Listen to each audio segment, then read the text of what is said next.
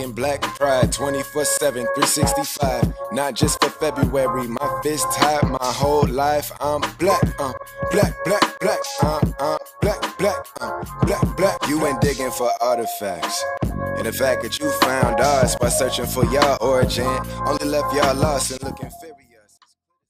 Peace, love, and Black Power family. Welcome to another episode of Get This Wisdom Live. I am your co-host for the evening, Jackie Sterner. And when I tell you tonight's episode is something that I know it's definitely needed, but it's going to be powerful, family. I can say that from the depths of my spirit. We have somebody real special joining us tonight for our conversation. And as usual, you hear my little baby girl in the background. She gets the knowledge firsthand. Tonight, family, we have our brother, the giant slayer himself, Askari Ali, with us tonight, and he's going to give us the truth about what's going on in Chicago. We hear so many stories from the media, conflicting stories and stuff that just, in my opinion, can't be all the way true. So we're going straight to the source himself, Mr. Chi-Raq himself, Askari Ali. Peace, brother. Peace, family. It's your brother Askari Ali from Chicago, representing the tribe of Chi-Raq. Much love and, peace and power to my family out there. And I'm going to give y'all a bar of what we deal with in everyday Chicago. Because, we hear so much about, the streets of Chicago being so bad and people trying to put, a city over other cities. And, it's really not like that because, all our cities in inner city America, which, we deal with the most, police terrorism and the most crooked politics. It's fucked up. We always need those active hands, and also we gotta take control of the propaganda that they put out there. Because the tribe of Chi-Raq, we don't represent the niggatry that goes on in the city, even though we in the streets every day, all day, every day, representing for the brothers, representing for the hood. And the problem is, Chicago is a government manufactured city. These guys just get like this running around, shooting. They took the structure off the street so we can kill each other. Indeed, brother. So for our listeners and our viewers tonight, do you mind giving us sharing with us a little bit of your history? How did you come into consciousness and things of that nature? Well, I came into consciousness around 2014. Just chilling, watching Super Chi-Raq SETI videos. And then, I take that back. I came into consciousness around 2007 when I went to prison. But I became into black nationalism, man. Banging on the beef and red, black, and green in 2014. So I was always conscious of what was going on. Never really follow religion and things like that. So it was like when I came into the movement in 2014, it was so much going on. It was very beautiful. It was so many young brothers getting woken up. I had a lot of brothers that I was on basically in this journey with. A lot of brothers from like two brothers out of Memphis, my brother Kevin out of Minnesota. We all grew together in this movement. But eventually, the movement just started. I came in the movement fully with my heart. I came in the movement, giving my all, putting my all on the line for the people. And eventually, I had to see that, the things that we as black people always face in the world, where it's like haters and things like that. I had to face that, firsthand, the people that I once loved, for people that I used to once be ready to put it all on the line for. Indeed, family. And going into, you giving your heart and soul for the movement and everything, we want to take a deeper look into your personal life coming up in Chicago. What were some of your experiences, and how did living and growing up in that environment affect your views on the world today? One view that was affected was me being growing up in a single mother household. I always was looking for that male presence.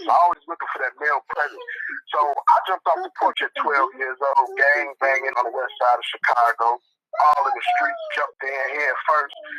And my experiences was my mom worked long hours so she could provide for our household. She didn't have nobody else. She didn't have no help. And I was young, and I didn't, know no better. So my mom's always gone. My pops was never around. So, the streets was like my father. Big homies in the streets. That's what I looked at as a father figure. Eventually, we was just, we was living like, living wild, living crazy. Me and my brothers, doing a lot of hot shit, doing a lot of crazy things. Then they got to the point when I was 15 years old. No, I was 16 years old. Wait, 15. About 15 years old.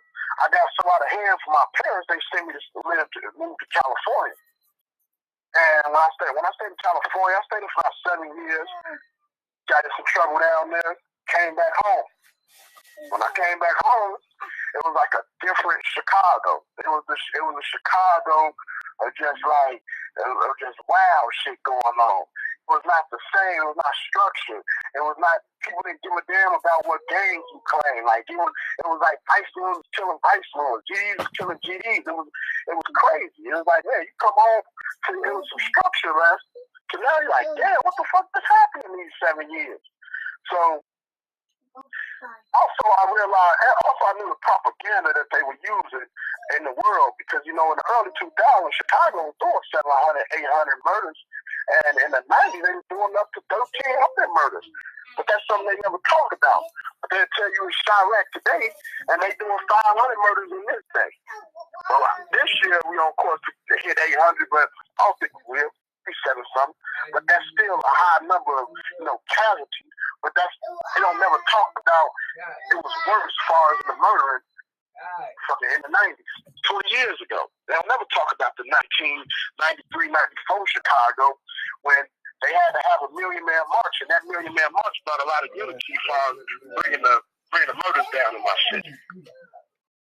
Indeed. So, can you speak further upon the gang climate in Chicago? You just spoke upon how during that 7-year span you had GDs killing GDs and so on and so forth. How is the gang climate present in Chicago then versus now?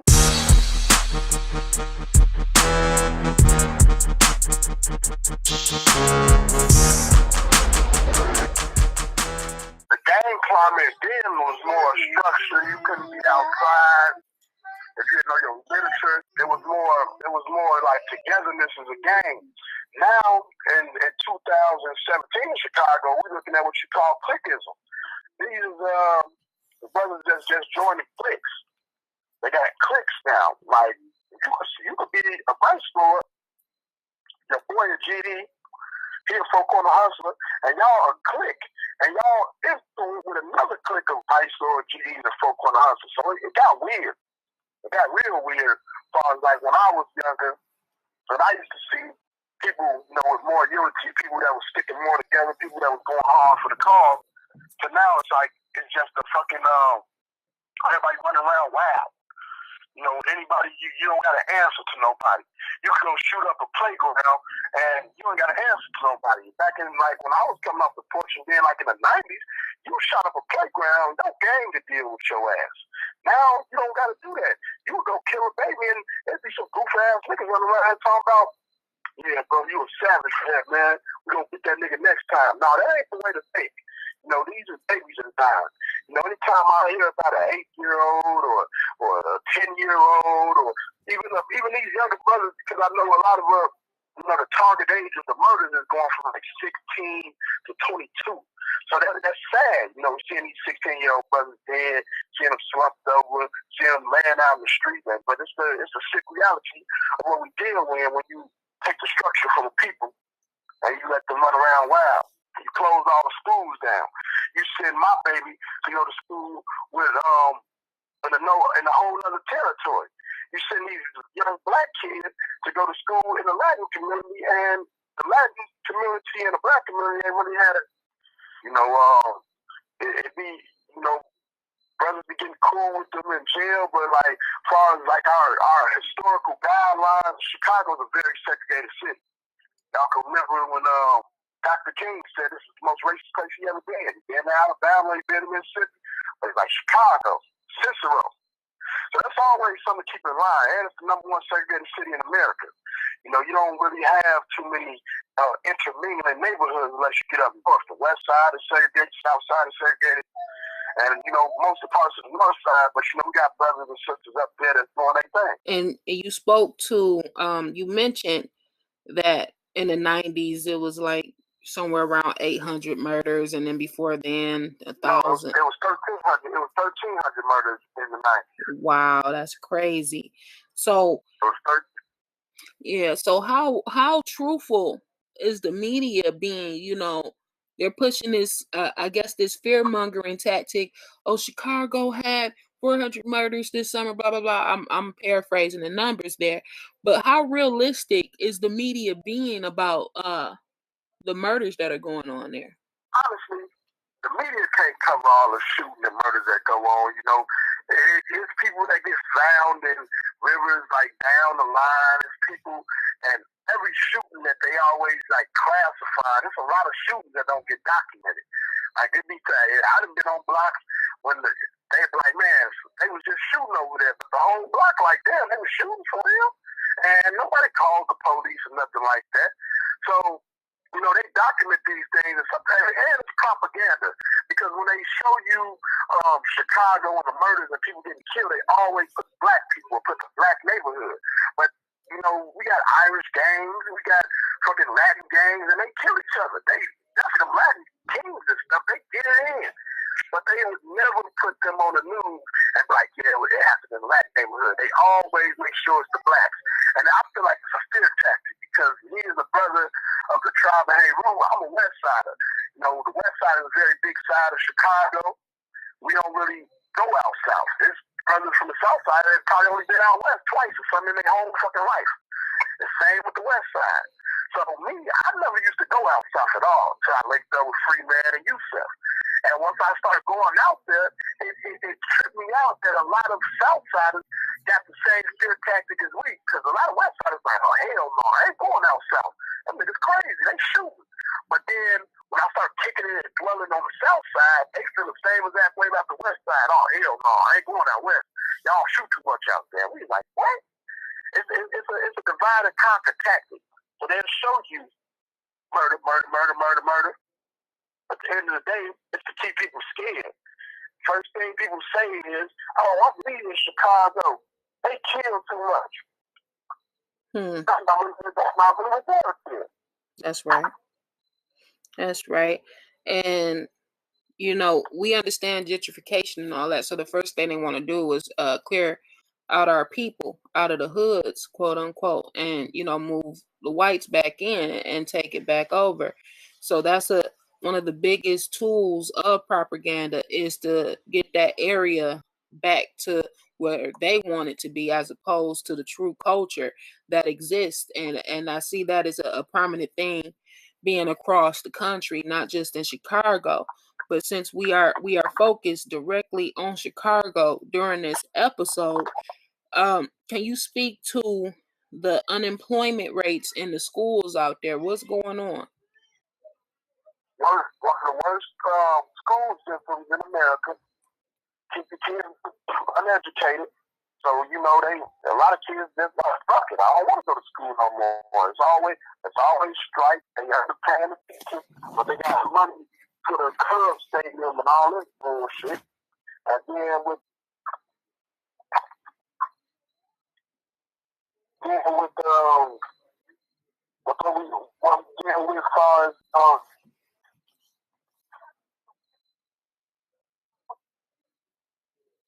But what we deal with is unemployment. 55% of black men in Chicago is unemployed. You can't even find a job in Chicago. You got to go out on the outside. Unless you want to work that, CDL and things like that, and that's a ticket for you out the neighborhood. But that's really an attack on it. Indeed.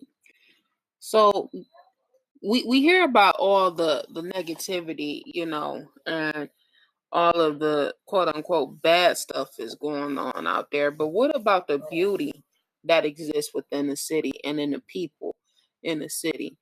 Can you tell us about that, the loving that exists within Chicago that the people don't get to see? They don't show the positive images of Chicago, loving people. They're not gonna show your people out there, fighting for the cause of our people, getting out there and doing, what's good and being service to the people. But they will always show you us taking from each other, us killing each other, us talking shit to each other. They don't even put our content. I mean, like, as far as Chance the Rapper and Vic Mensa, you don't really know too many conscious rappers out of Chicago. But all them drill artists, all the niggas talking about shoot a nigga up, kill a nigga, blast a nigga, slap his mama. But you don't never put nothing out, like the Lupe Fiascos and things like that. They act like these guys don't even exist no more. Say that.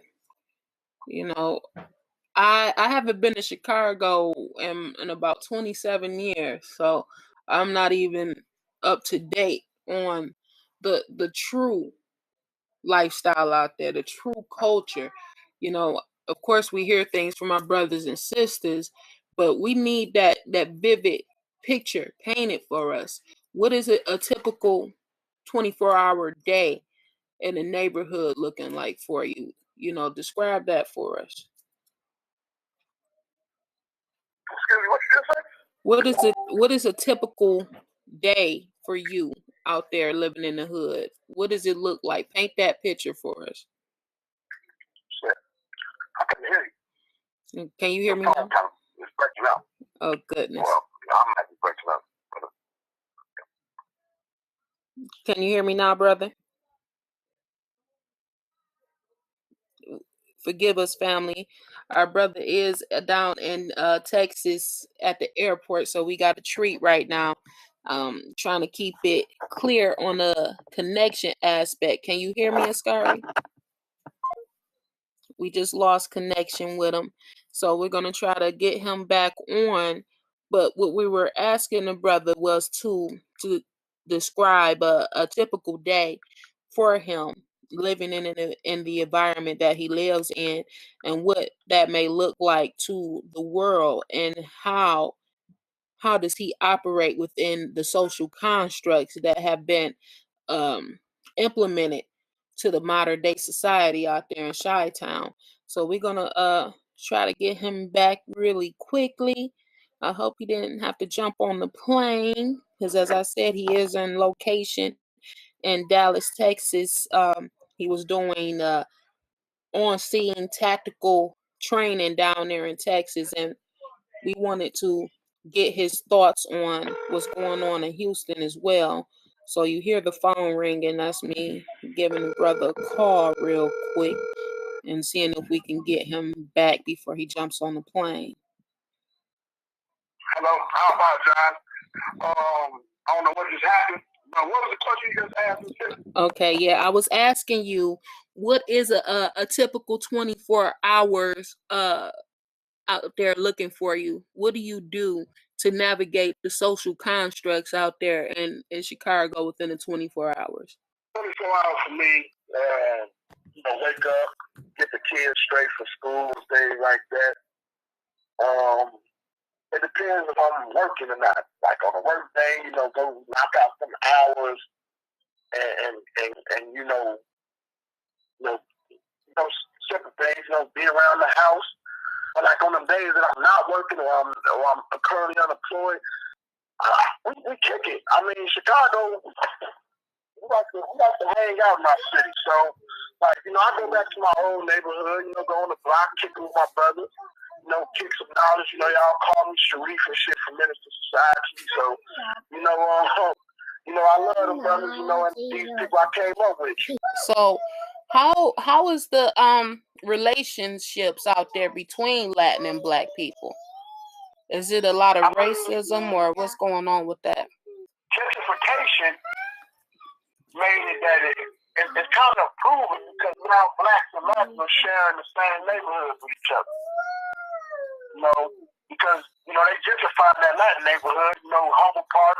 There's a lot of yuppies over there, the little successful young white men. So they gentrified that area. So now they moving in with us. So you see a lot of brothers, chopping it up with them, but the relationship will always be some bad blood deep down. But, it's actually improving a lot, though. Indeed.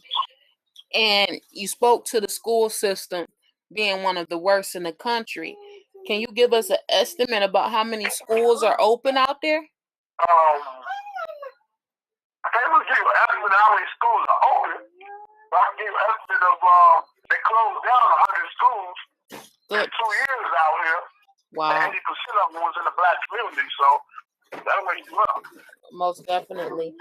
So do you think that, given what's going on with the gentrification and, the general oppression of our people out there, what are some viable solutions that can be applied to shift that paradigm in Chi-Town? Number one is getting involved in your neighborhood. I mean, you watch the problem, the first thing we say is all this crazy, all this, but nobody wants to get involved. That's so these people you care. People, and that comes from a lot of people being scared of the people. You can't be a freedom fighter and work for the people, and you scared of the people. You come to the hood and now you shaking like booty meat. You ain't supposed to be like that. These people love you. They just need somebody to give them the right direction. Definitely. We right next door. We neighbors. I'm in Detroit, you in Chicago, and from what I understand, there are a lot of similarities going on there. And there's also this separation that has been there for a while. This so-called beef that has been going on between Detroit and Chicago. Can you speak to the relevance of that and how true that is? Detroit and Chicago, it's not, I wouldn't say it's a beef because a lot of us don't really get into it, brothers from Detroit, but a lot of shit be, going down. Like, back in the day, Trick knocked the young bird out. And then you got, this is my sister. Now in today's day, you got the young rapper Snap Dogg and Rico Reckless. But one thing I like about the Rico Reckless case, he said you couldn't change this to a Detroit versus Chicago thing. This is versus you. So I don't really understand that little Detroit versus Chicago beef because we 4 hours away. I'm not gonna go slide 4 hours to go try to kill nobody in Detroit, and I don't think none of these young brothers have the resources or the time to do that type of shit. Indeed. But that's something that's more big up by rappers and goofy ass cats. More propaganda.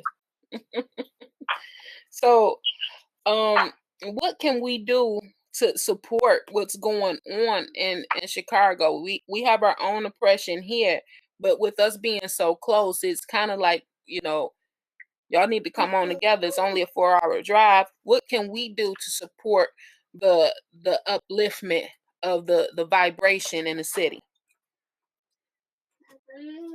Detroit? Yes. We gotta just we gotta stand in solidarity with a lot of Midwest cities that we just know. Chicago and Gary, Indiana. I have family down there. It's 30 minutes away. But we don't really got no relationship with the Gary guys. Same with Milwaukee. That's an hour away. We don't really be going up there, locking in with the brothers like on a revolutionary circuit and doing things like that like we're supposed to be doing. Indeed. Well, I see that might be changing in the near future given what's going on. And like I said before, we got the brother live right now. He's down in Dallas, actually, which seems to be pretty much unaffected by what's going on. But to switch gears just for a quick second, what are your views on what's taking place down there in Houston, given that you're so close? It's really messed up. I seen it firsthand today because this morning I missed my flight home, and the people from Houston, they canceled all their flights, so we was in the airport like a refugee camp. They had cots out, little blankets, like we was stuck. I was stuck because I was late, but they stuck because they ain't got nowhere to go, so they ended up giving those brothers and sisters, some hotel rooms out here, but it's real messed up. You got 40,000 evacuees of Houston coming up to Dallas right now. Wow. That's crazy. I also heard that some people from Houston were actually going to Chicago and staying up there until the conditions got a little better. That is crazy. That's cool too. Yeah. We accept our people with open hands. Just like with Katrina. There was a lot of places that, New Orleans cats was going and popping up to. I remember in California, I was staying in California, they were coming. And, as far as the struggle, we got to support our people that go through that. Because, we don't really get those kind of natural disasters in Chicago. What the most you're going to get is a snowstorm or a blizzard, get stuck somewhere snowed in. But I never, we don't get tornadoes just based on, our skyscrapers. We don't get none of that. So, I feel for that in my heart. I never seen nothing like that. I've seen floods, but I've never seen a whole expressway flooded like it's looking in Houston. When you look at Houston and people are standing on top of things, not trying to get swept out of water, it was an expressway right there, but now it looks like it's a river. You gotta wait till that water go down. Then you got some sickening pictures of, kids sleeping on counters and they hold up the front over filled with water. It's sickening. That hurts. Yeah, definitely. We don't have, we get so caught up. I was speaking upon this earlier. We get so caught up in the materialistic point and all of this intellectualizing BS all the time. Us with supposed knowledge of self, that we forget what it's like to be a simple human being and going through a tragic situation.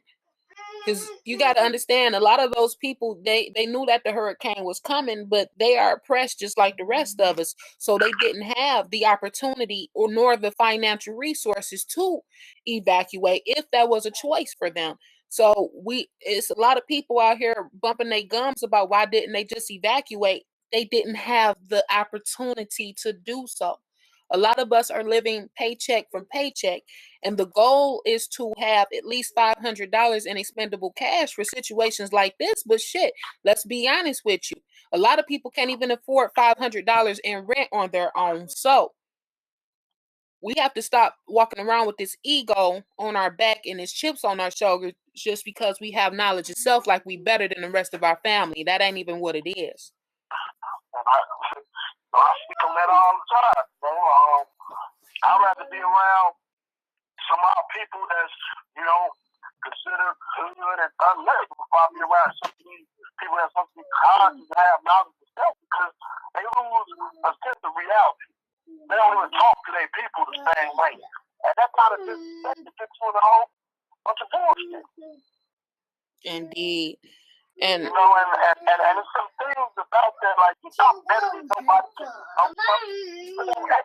At the end of the day, we all was lost one time. We all did some things that was considered cool at one time. So as far as this, just jumping in because I got knowledge of self, but then what does that knowledge of self do? And you teaching people, I'm an African, but at the end of the day, what does that really do? in this day and age. We're not teaching no political education. And then you got a whole community of people that's, commenting from what our revolution was from people that was just not active in the revolution. They sat, and there's no talk, bad talk about my elders or the master teachers. But to be real, Dr. Ben and John Henry Clark sat in classrooms and debated with white people all goddamn day. They was not out here like George Jackson. They was not out here like Huey P. Newton. So as far as us to quote them in what the forms of our revolution is, we got to break up all of that shit because we need all hands on deck. This is a physical fight. And it's a political fight. Once you get dealing with political education, all that, I'm an African, that's great. I love it, because it's good to know your heritage. You want your kids to know the greater of self. But at the end of the day, for me to keep on pushing that shit and everybody been listening to that stuff for 4 or 5 years, now it's getting to the point nobody wants to hear it anymore. Okay, we conscious, what the fuck we gonna do about it? Okay, we woke, what we gonna do about it? Oh, we just gonna keep talking and it keeps the white man up. So now it gets to a point that the white man is the pussy man. You put the our problem is because the white man and if this would have happened, the white man is the reason for Houston. Oh, that hard shit, man. That's what disaster been happening forever. So as far as them doing that and tapping into that, I believe it is. But look at Houston. It's black people being affected by that. This fucking George Bush fucking thing. So you telling me that if George Bush is gonna flood his own state? That's some bullshit. I understand that people love it and stick to it, but I can't get with that harp shit. We gotta understand natural disasters really happen. Now, if a fucking tornado comes through Chicago, I'll say that's hard. Because them buildings make it so there's no real way that a tornado gust can even get created. But when people talk about it's a tornado in Oklahoma, Hawk did it, that's some bullshit. Oklahoma is a fucking tornado alley. So you telling me that the cracking in this, and then Oklahoma got so many pregnant white people, they be the ones that be getting killed. You see white ladies all over the news, so Hawk did that, huh? Fuck out of here, man. That's right. I was definitely speaking to that earlier as well. And I don't really like bringing up the whole conspiracy theorist terminology because I understand why people question everything. I get that, but we have to have we have to have the art of our ancestral wisdom and the art of discernment to understand what's real and what could possibly be some bullshit. And right now, for all the people that's running around, oh, HARP created the hurricane. Shut up for 5 seconds. How do you sound? Those people are really going through that, and that was really an act of nature. This was not a man-made situation, and some of the shit just don't make no sense at all. You so focused on who created it, as opposed to really just being interested in the conditions of the people down there. We have to really step outside of what we think consciousness is and truly be conscious. And to be conscious is to be conscious of everything, including the love, the general compassion of human life.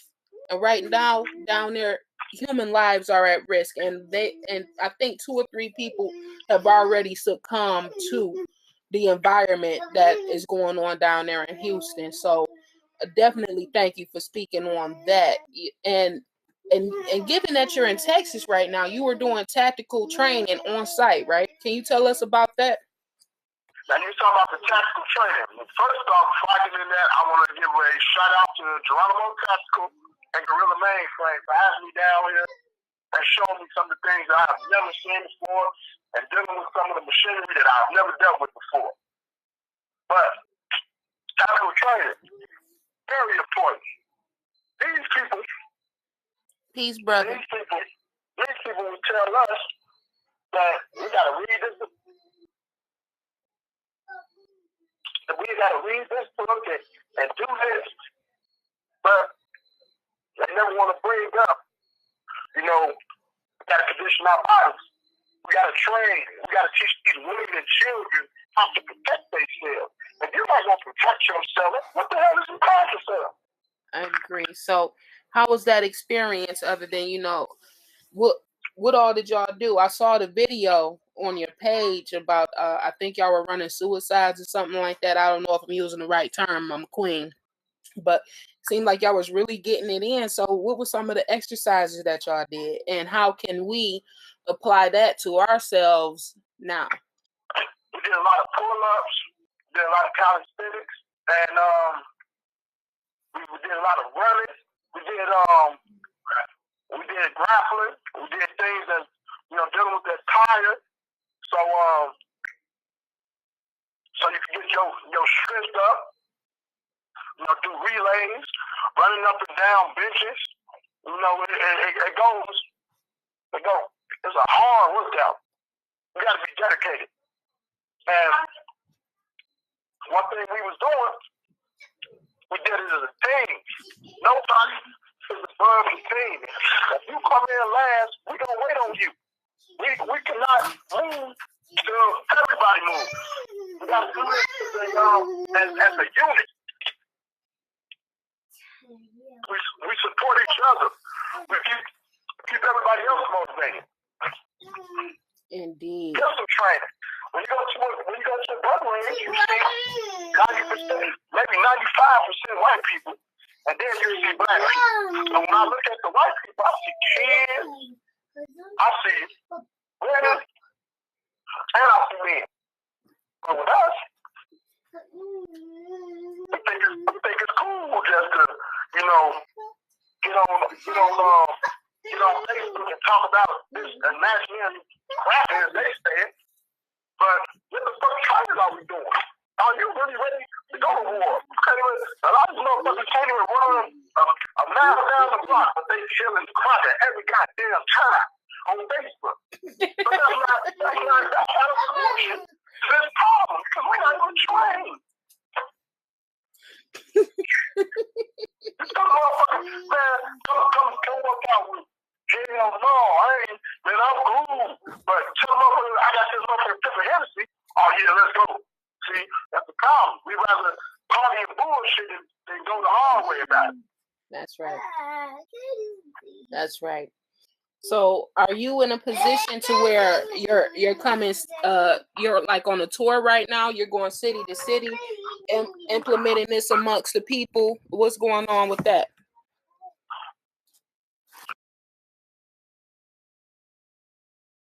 We'll be starting a city-to-city tour for the people.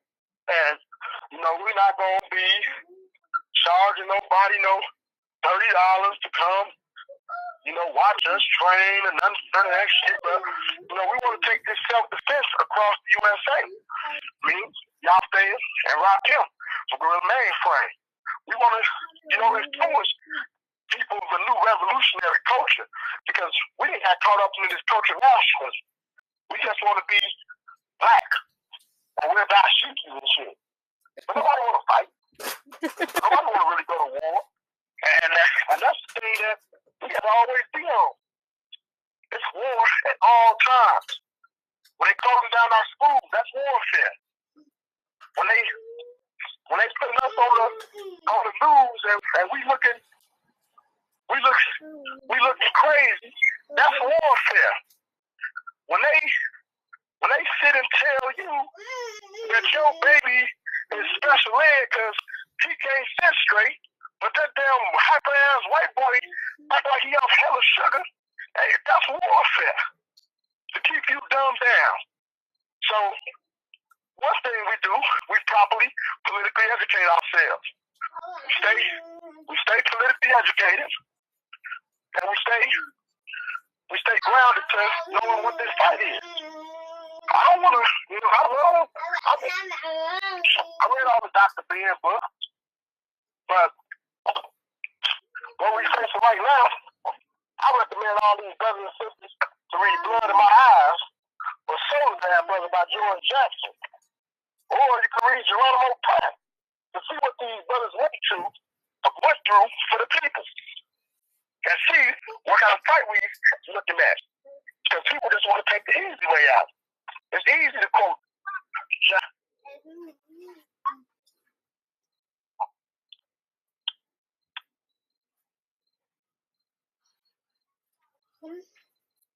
Peace, brother. Are you there? Again, we do have him on location. We want to push a whole new revolutionary culture. We want to make it that when we training these kids and training these women, that it gets big, it becomes a fad, just like true religion and all that shit. We want kids to be like, man, hey man, I love what y'all doing, man. I want to come train out there because the revolution is in the youth. And that's the biggest problem that we dealing with now. These old, and not even to talk about the elders, because I always say this, there's a difference between old niggas and elders. But these old ass niggas don't want to get out the way for these youth. They don't even want to open up the avenue. They just want to be the one that's in front of the camera and all that shit. And that's sad. That's sad as us as a human race, as black people on this earth, to be saying, to be doing that shit.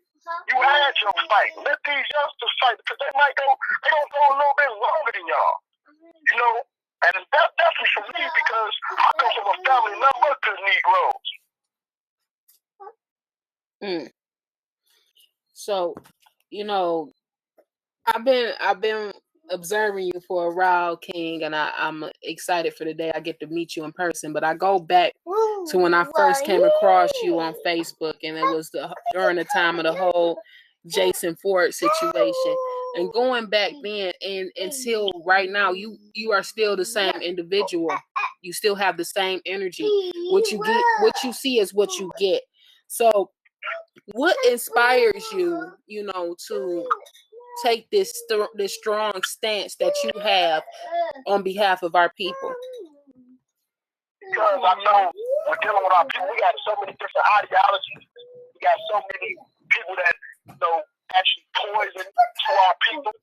So, my thing is, is to expose all the contradictions. I'm going to keep it cordial, and I don't even like any weird ass cats like that organization we're part of. I mean, any publicity. But, we got too many genetically modified organizations in the Black Power community. We got people that don't give a fuck about the people. They only care about themselves, only care about their ego. And people are so blind because in this conscious Black Power community, we're dealing with a lot of black people that just worship personalities. They don't gotta know Sister Shakti. They don't gotta know Brother Askari. They just love me because they see me on the video. I could be the biggest womanizer in anything in the world. That's why I influence people. Yeah, I know you love me, but get to know me in person. Get to know who I really am. Get to know the real Josh. You feel me? I use my government name, Joshua. Get to know who I am. Get to know who my mama birthed. Don't get to follow me because you see me checking somebody on Facebook. That's small shit. Get to know me and get to know the heart that I have. Get to know what I've been through. Because I've been through it all. Shootouts, being jumped, being left in situations where our people didn't even produce in that. So I got to go and give it my all. I got to give this movie my all. There's too many people that's playing with our people and playing with their energy. So I got to give it all I can. And that's just not a love for the people. That's right. I respect you for that. Coming into this lifestyle, we have to be very conscious of who we're dealing with on a daily basis.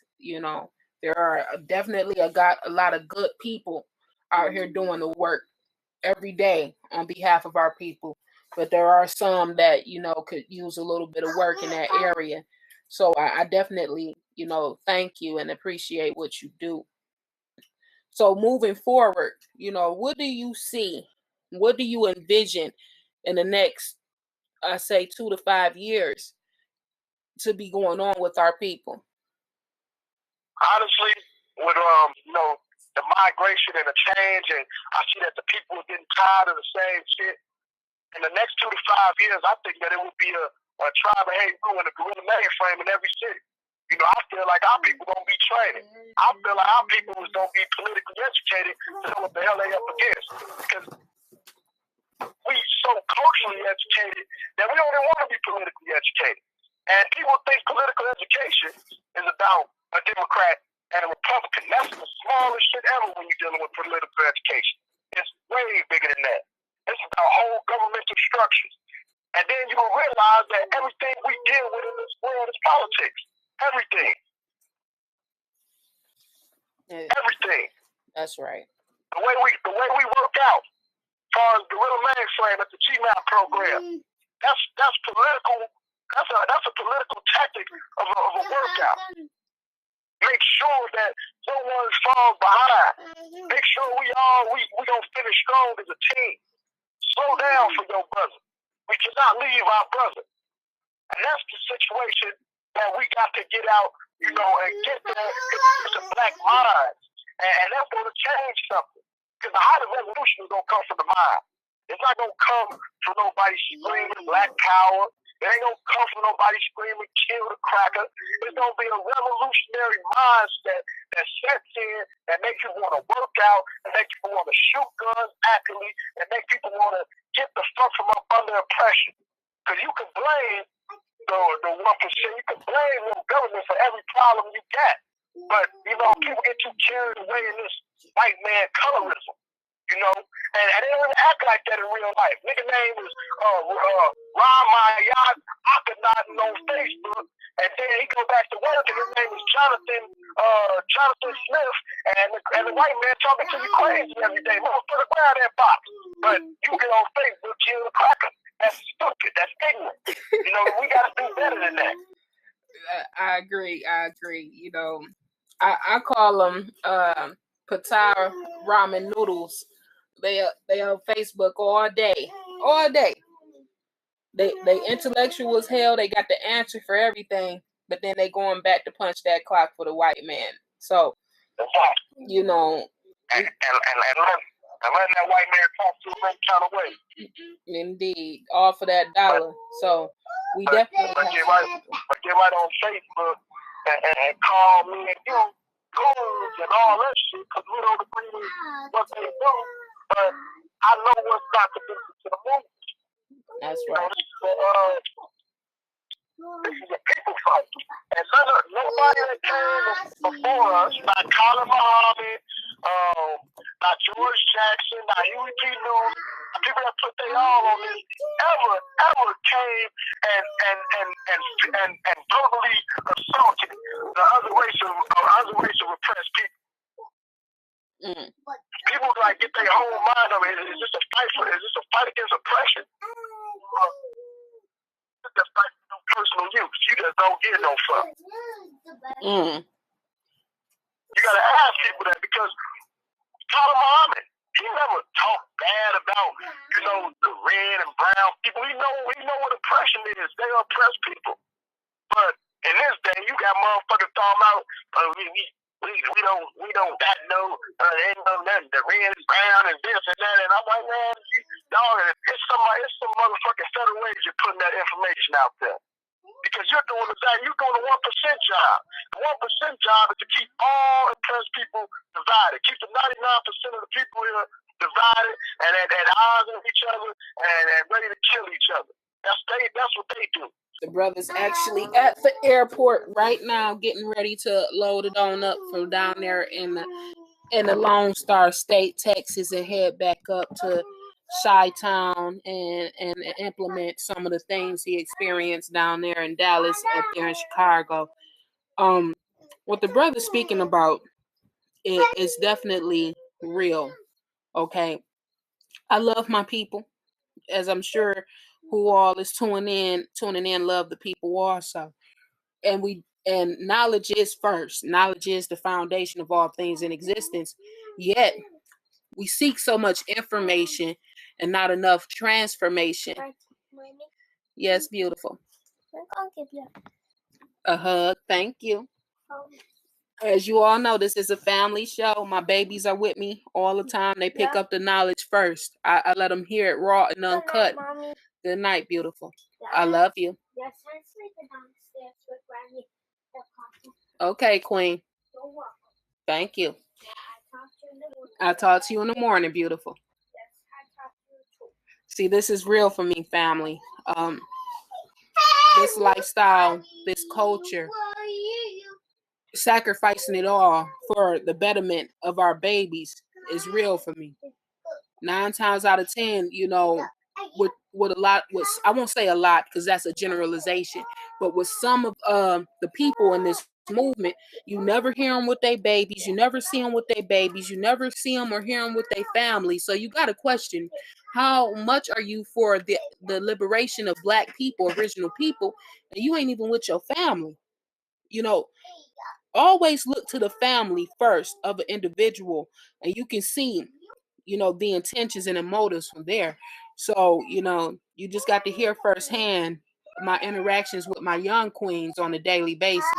And the brother we're speaking upon, people can quote all day, people have read all the books there is out there, but what are you doing to be personable and relatable to your people? What are you doing that will actually shift the environment that you live in? What are you doing other than raising your black fist and putting on that dashiki and that unk? It's work. The revolution starts within the house. It starts within your neighborhood. It starts within your communities. It's bigger than, and we just lost connection with the brother. That's fine because he's traveling, and if he calls back in, great. If he doesn't, much love and respect to Askari for all the work that he is doing nationwide, as you can hear. But this thing is bigger than social media. Social media, Facebook, Instagram, all that jazz, Twitter, will have you thinking that the work isn't being done. The real work is outside of Facebook, family.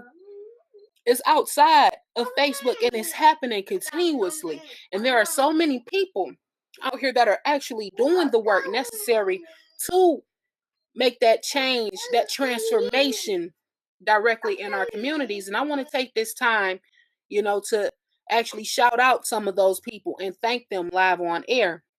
Again, shout out to Askari Ali out there in Chicago doing his thing the way he does it. Everybody doesn't operate the same. Everybody doesn't move the same. But long as the work justifies the means, then it's all good in my book. So shout out to Knowledge Born of Law, who do the Knowledge Radio. That brother is one of the busiest, one of the most hardworking kings I've had the honor to come across doing this line of work. Also, shout out to Keith Horton, my brother here in Detroit, Revolutionary Mind Cinema. He just had a loss, so to speak, in his family. His master teacher just transitioned. So if you can, on my behalf, show the brother some love and support in that endeavor. Taji Darul Islam, another powerful brother who creates solar energy panels, who's making that shift into clean energy on behalf of our people. Shout out to Baba Amin and Supreme Rock Africa down there in Texas, Lone Star RBG. They do a lot of work continuously in the community. People support the endeavors they have going on. Dwayne Jordan of the Black Power Awards, that's another powerful individual. We got some good sisters out here too doing their thing. Shout out to Monica Wright down in Philadelphia. She's getting busy putting stuff together. Actually, a real estate investment team was just given an LLC that sister headed up, and I'm honored to be a part of that. And we're actually getting ready to transition into buying 12 properties down there in Philly. So we're looking to get them properties together and saving some families from the streets. It's so many people I could thank right now, but I'll be thanking people all night. The point of this is, family, don't get so caught up in social media and the negativity that you see that you don't think that the work is being done and the sacrifices are not being made, because once you truly commit yourselves to your life purpose, and that would be the liberation of our people. You do everything in accordance to that purpose. So a lot of people aren't getting any type of quote unquote financial support with what they're doing. You know, a lot of people are struggling and they're still sacrificing it all. So we gotta get to that space of acknowledging one another and their works, and also supporting in any way that we can, because let's just face it, our people are oppressed nationwide and globally. So you know, we're not expecting you to come out your pocket with $1,000 or even 500 or even 100 at that point. You know, sharing a post on social media, that's support. Giving a phone call or a inbox or a text message to your people saying, you know what, I appreciate what you do. Don't give up. That's support, because it gets tiring sometimes, family. I have to be honest with you, and I speak on behalf of a lot of us right now. When we give ourselves continuously to our people, our babies, and the betterment of the future, it gets a little tiresome sometimes, family, because we have to rise above all the negativity that's out there. And we're humans, right? We're humans going through this spiritual transition, but we have human emotions, and it gets to the point where you like, damn it, is it worth it? And then you know you get that out of the blue inbox, or that out of the blue text message, or that out of the blue phone call saying, you know what, sister or brother, keep doing what you're doing. We see it and we love it and it's needed. Thank you. That makes it worth it, family. Trust me, I tell you. There are days when I'm over here with my babies, like, what the hell, yo? I'm tired. I got 2 babies, raising them by myself, trying to fight on every level of oppression. And it gets to the point where, you know what, I want to go back to sleep like the rest of my brothers and sisters. I want to be blissfully ignorant, you know, but then I look at them babies and I remember what it's all about. I look at y'all faces. I listen to your voices, and I remember why I signed up in the first place. And we that are frontlining in whatever field, because frontlining don't just stick to one area of work. Frontlining is on many different levels. But for those that are frontlining, we understand the risk that we are taking. We understand it, but we know we'll take them risks all day if it means that one more black baby ain't got to go to bed hungry, that one more black child ain't getting shot by a racist ass police officer, that another brother ain't being gunned down in the street, that another sister ain't being raped. We understand very well the risk that we are taking, and we'll do it a million times over to know that that one little boy and girl is smiling now. They ain't crying no more. So we don't give up and we don't surrender. We just need for our people that may not be in a position to, or may not play that role. Their role might be more behind the scenes, or they might, whatever your role is. We love you. And sometimes we need that encouragement, you know, from our brothers and sisters, that is worth it. So again, the brother Askari is down at the airport in Dallas, and we definitely appreciating him coming on the platform tonight and sharing his personal views on a lot of things, the truth about Chicago and what's going on there, and just the truth, period. You know, we intellectualize so much that we forget to be black, that we forget that we was in the hood, that we still in the hood, that we forget to be a goddamn human being. Forgive me, young queen, for cussing in front of you, baby. It's real in the field, family. And if you don't see the constant reminders of what you got to fight for, then I seriously think you need to go sit down and reevaluate your priorities, and think upon the many sacrifices that our ancestors made for us to continue on today, and look at those children around you and think, do you want them to continue on living the same life of hell that you had to live all these years? Put the babies first. Put the elders first. Put your brothers and your sisters first and get to work. I want to thank everybody that tuned in tonight. Please tune in tomorrow night when we have our brother, the Black Power Award nominated Shakim out in South Carolina, who's been a part of a little bit of controversy as of lately, you know, taking the pictures with the white nationalists and all that. He's going to come on the platform tomorrow night at 9 p.m. Eastern Standard Time to speak upon why was our damn brother in pictures with some damn white nationalists. A lot of us are confused and we want to know what's up. So he's coming on tomorrow to talk about that. And until next time, family, I love you so much. I appreciate you so much, and I need you. There is no me without you. Peace, love, and Black Power.